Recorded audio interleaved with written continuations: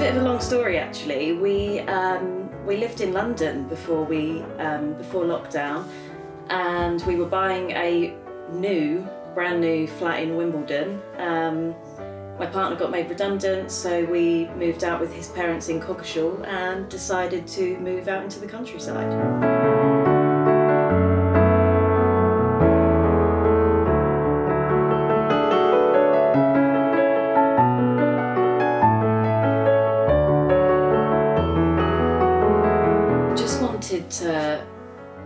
For it to be old, like we really love a country style, as you can see, but with modern touches, and I wanted to bring the building back to life really. So many people since we've moved in very kindly have said that it's looking so much better because it's in such a good position in the village, so you want it to look nice in such a small village like this.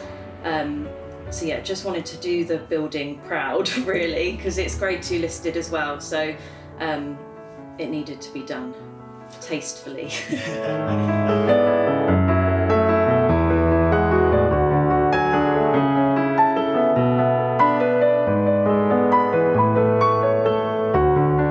We get, like, most of the stuff in here is second hand. We go to Halstead Antique Centre a lot. There's a lot up in Long Melford, eBay, Facebook Marketplace. You don't get the same charm with new furniture as you do with old pieces. I'd rather spend the money on buying pieces with history and they've been handed down.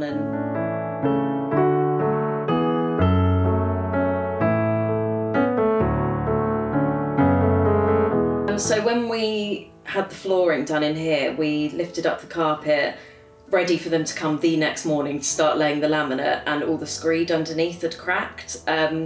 So we had to cancel it and start kind of lifting all of that, which we did ourselves. And there were all like old quarry tiles underneath, but we really wanted to keep them, but they didn't cover enough of the ground floor. It would have cost us like an absolute fortune to have it all done, and as much as we would have loved to, I think it would have made it a little bit chilly in here as well, having a tile rather than the laminate. I'm worried about when we rip out bathrooms what we're going to find underneath, but no, not really. When we were having the garden dug up, we found lots of old plates all smashed up, but like really lovely old pottery. So I'm trying to find somewhere that I can have it made into something to try and keep it. It seems a shame to throw it all away.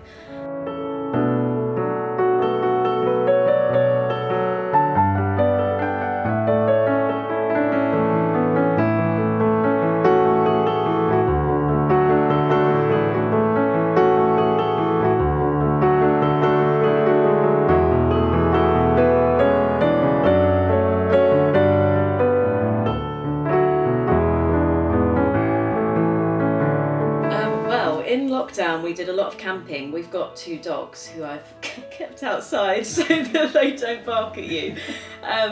So we did a lot of camping, and I guess that was the beauty of lockdown in a way.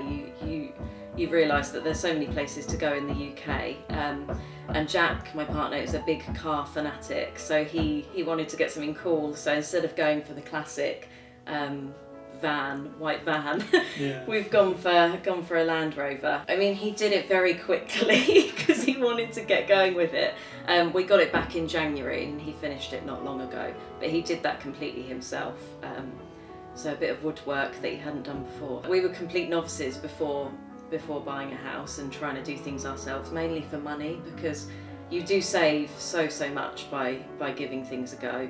And I think, like, what's the worst that can happen? You just, in the end, call someone in if you need to. But luckily, things have gone quite well.